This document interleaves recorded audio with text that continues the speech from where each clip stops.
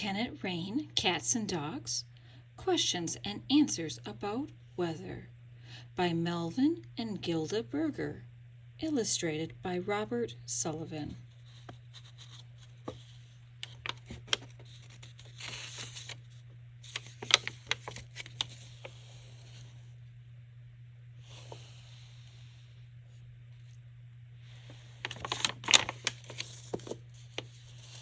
Sun, air, and wind. Can it rain cats and dogs? No, but it can rain frogs and fishes. In the United States, frogs fell on Tennessee in October 1946 and on Arkansas in January 1973.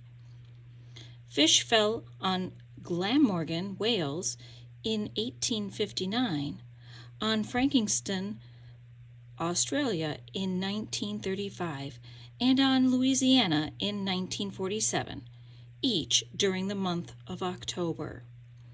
Every time, rainstorms swept up the animals, which then came down with the rain. People like to say, "It's raining cats and dogs," when it's raining very hard. The saying comes from an old belief that cats bring rain and dogs bring wind. But don't believe it.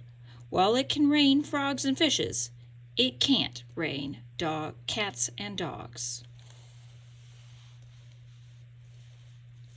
What makes the weather? The air. Planet Earth is surrounded by an ocean of air called the atmosphere. The layer closest to the Earth is the troposphere. Here is where you find all the weather: rain, snow, clouds, frost, winds, and so on. The troposphere is only about 6 miles or 10 kilometers deep, but it contains 80% of all the air. Above the troposphere, the air gradually gets thinner and thinner to a height of a few hundred miles. Why does the weather keep changing? Because the sun heats the earth unevenly. Places around the equator, called the tropics, get lots of heat. The air in the tropics is always warm. Places near the North Pole and the South Pole, called the polar regions, get very little heat. The air in the polar regions is always cold. In general, air moves from where it is cold, the polar regions, to where it is warm, the tropics. The moving air creates the winds, and that makes the weather change.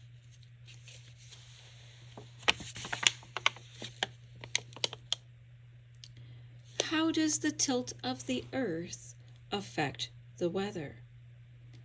It changes the amount of heat we get from the sun.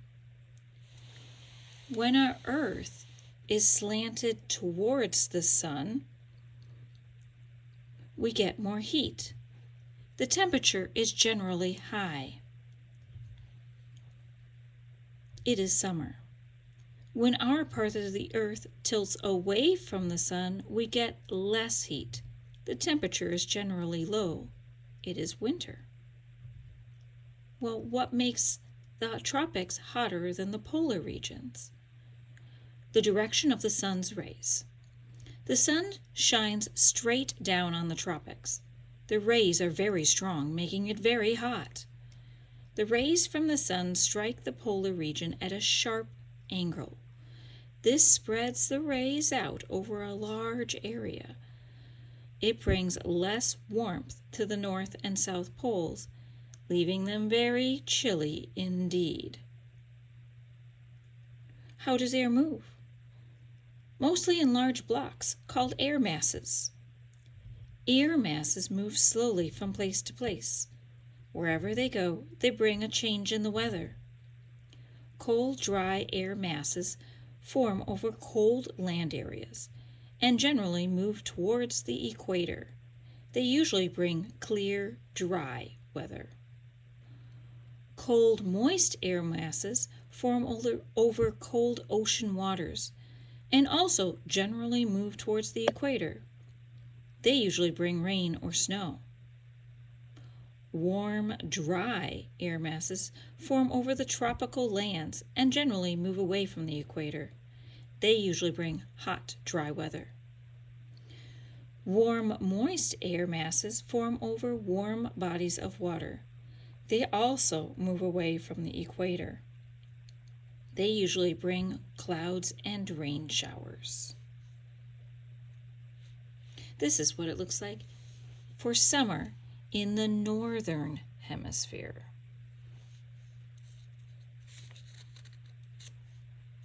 This is for spring in the northern hemisphere, winter, and fall.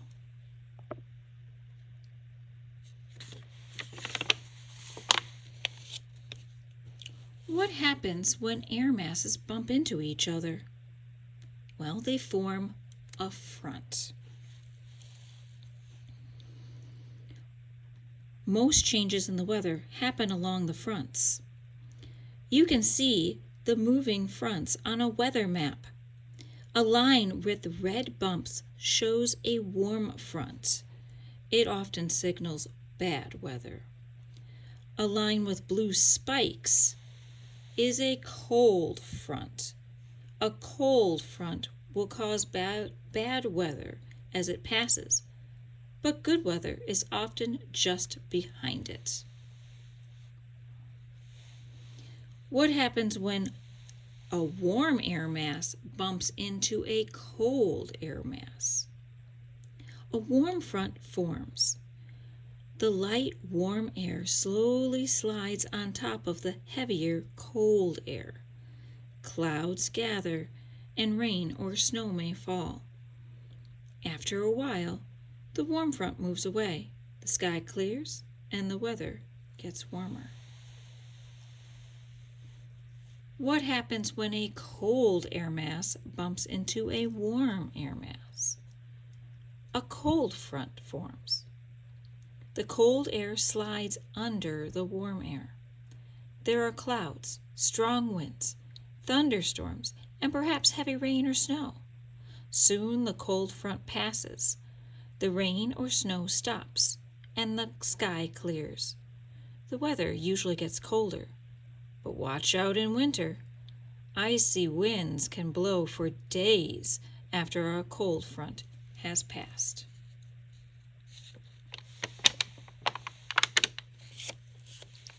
How do you measure temperature? With a thermometer. The thermometer has a thin column of liquid, usually colored alcohol, sometimes mercury. The level of the liquid changes as the temperature changes. In warm air, the liquid in the thermometer expands and rises. In cool air, the liquid shrinks and drops. A temperature scale alongside the column of alcohol or mercury shows the temperature in degrees. What is the hottest place on Earth? The town of Al-Azizia in Libya. On September 13, 1922, the temperature in the shade reached a scorching 136 degrees Fahrenheit or 58 degrees centigrade. The record in the United States is held by Death Valley, California. The temperature there has reached 134 degrees Fahrenheit. Every summer there is a race in Death Valley, but the ground is so hot that it sometimes melts the soles of the runners' sneakers. What is the coldest place on Earth? Vostok in Antarctica. On July 21, 1983, the temperature hit a bone-chilling minus 128.6 degrees Fahrenheit. The lowest temperature in the United States, minus 80 degrees Fahrenheit, was recorded in Prospect Creek, Alaska. Boil a pot of water in Prospect Creek and fling it into the air. You'll see the water turn instantly into ice. Are mountain tops colder than valleys? Well, yes. The higher you go in the troposphere, the colder you get. The temperature drops about 11 degrees Fahrenheit for every 3,300 feet. That's why people on a mountaintop can be shivering, while people on the valley are trying to cool off.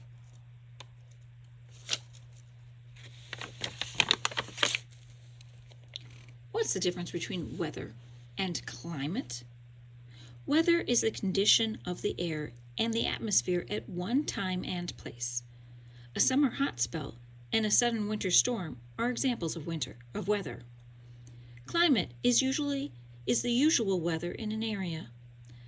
Little rainfall on a desert and high temperatures around the equator describe climate. Is the Earth's climate changing? Yes, it is always changing, but very slowly. Over the last 100 years, the temperature has gone up about 1 degree Fahrenheit. Experts fear that the atmosphere may warm another few degrees in the 21st century. They call this global warming. A few degrees may not seem like much of a change, but even a slight rise in the temperature can increase rainfall, heat ocean waters, and melt polar ice. Over many years, global warming could force farmers throughout the world to grow different crops, and rising sea levels could flood the world's coasts. What's the chief cause of global warming? Widespread burning of such fuels as oil, coal, and wood. This adds vast amount of carbon dioxide to the air. The carbon dioxide traps Earth's heat, which warms the surface of the atmosphere. Global warming is also called the greenhouse effect. How can you slow down global warming? Cut back on activities that require the burning of fuels. Walk or bike short distances instead of depending on car rides. Turn off the lights when not in use to save electricity. And in the winter, dress warmly indoors so you can keep your house at a lower temperature and burn less fuel for heating.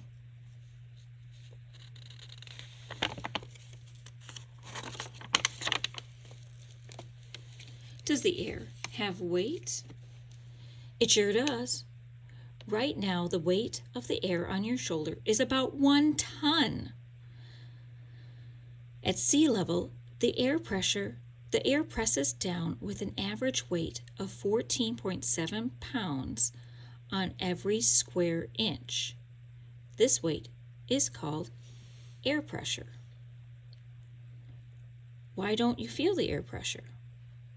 Because air presses in all directions. The air inside your body presses out with the same force as the outside air presses in. And since the pressure inside is equal to the outside pressure, you don't feel a thing. What happens to air pressure as you go higher? It drops. The higher up you go, the less air there is above you. Less air pressing down means lower air pressure. For example, at the top of a 12,000-foot mountain, the air weighs 1/3 less than at the base. You can sometimes feel the pressure dropping as you go up in an air elevator. Your ears pop as the air pressure inside your ears adjusts to the lower pressure. Oddly enough, you don't feel a drop in air pressure inside an airplane that's taking off. That's because the pressure in the cabin is the same as the pressure on the ground. If not, your ears will pop. Does air pressure affect the weather? Yes. Low pressure and warm air masses usually bring cloudy weather and a chance of storms. High pressure and cold air masses usually signal clear, fair weather. How do you measure air pressure? With a barometer. A mercury barometer has a hollow glass tube set in a bowl of mercury. The air pressing down on the mercury pushes it up the tube about 30 inches. or 760 millimeters, or about 1,000 millibars. In high pressure, the mercury rises. In low pressure, it falls. The aneroid barometer is built around a metal box with most of the air removed. High pressure makes the box contract. Low pressure allows it to expand. The change moves a needle over a dial. The dial shows you the shift in the air pressure.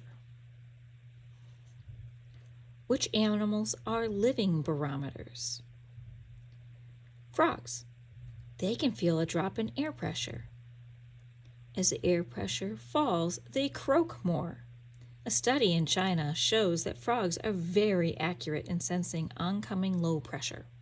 So if you hear frogs making more noise than usual, pack an umbrella.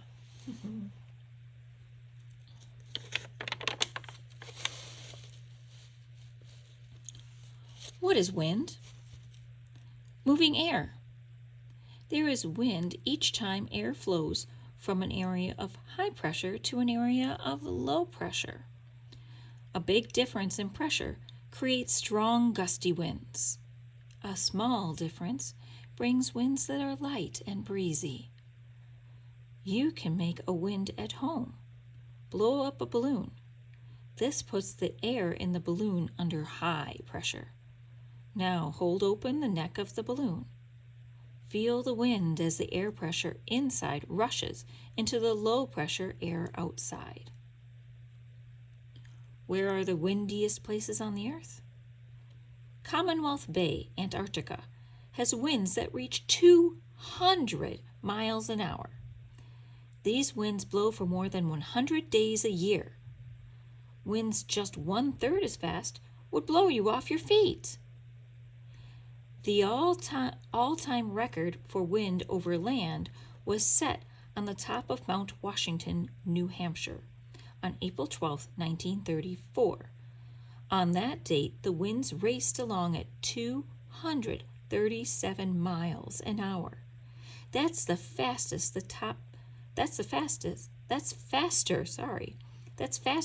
than the top speed of any car on the road today. How do you measure the wind? With an anemometer. The anemometer has 3 or 4 cups at the end of rods that spin that are attached to a central pole. The faster the wind blows, the faster the cups and pole spin. The speed of the spinning pole tells you the speed of the wind. A weather vane shows the wind's direction. The simplest one is shaped like an arrow, pointed at one end and wide at the other. Set on a rod, the arrow turns freely with the wind. The wind blows equally on each side of the wide end. This turns the tip of the arrow to face the wind. When the wind vane points north, you know a north wind is blowing. A wind is always named after the direction from which it blows. A north wind blows from the north to the south.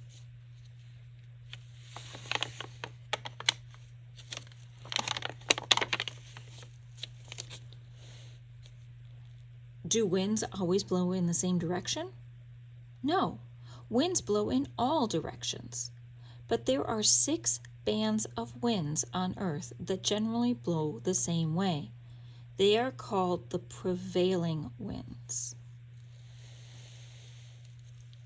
Prevailing easterlies blow from east to west around the north and south poles. Trade winds on both sides of the equator also blow from east to west. Prevailing westerlies are between the prevailing easterlies and the trade winds, and they blow from west to east. Which winds affect us the most? The prevailing westerlies. They sweep over much of North America, Europe, Asia, and large parts of other continents.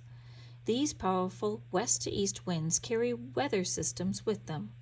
People in New York often have the weather that people in Chicago had the day before. Prevailing westerlies also speed up airplanes. It takes a half hour less to fly from New York to London with the wind pushing than to fly back against the wind. Which winds helped Columbus? The trade winds. They helped Columbus get to America. Columbus set sail west in the southern regions of the Atlantic Ocean, where the trade wind blows. The winds filled the sails of the Nina, the Pinta, and the Santa Maria, and helped speed these and all other sailing ships on voyages from Europe to the Americas. What is the jet stream? A fast-moving river of air high in the atmosphere that takes a wavy path from west to east. These powerful winds can reach speeds of more than 200 miles an hour. Large weather systems tend to follow the direction of the jet stream. Locating the jet stream helps weather scientists, called meteorologists, predict the weather.